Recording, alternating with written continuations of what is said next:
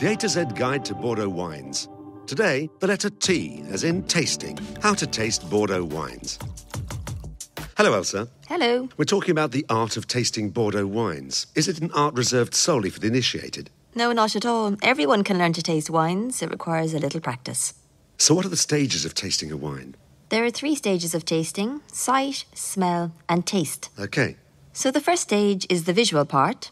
By bringing the glass level with your eyes behind a light source, you'll be able to assess the colour of the wine and its intensity.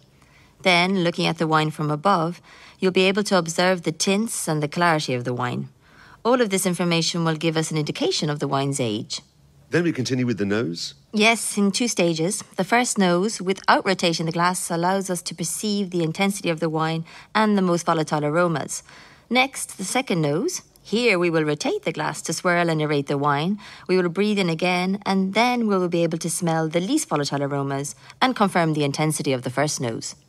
Third stage, we taste the wine? Assessing the wine on the palate is slightly more complicated. First of all, we sip a small quantity of wine and chew. What does chewing mean? Chewing the wine means moving it back and forth over the palate in order to assess its overall balance. While chewing the wine, we will draw in a little air, which will be breathed out by the nose. This is the phenomenon called retroolfaction, which will enable us to separate the flavours. Afterwards, we will spit out the wine and measure its length on the palate. Is the tasting technique the same for all Bordeaux wines? Absolutely. However, for red, we will assess the balance between tannins, alcohol and roundness, whereas for white wines, this balance is found between acidity and sweetness. Colour, aroma, taste. Now you know as much about Bordeaux wines as I do.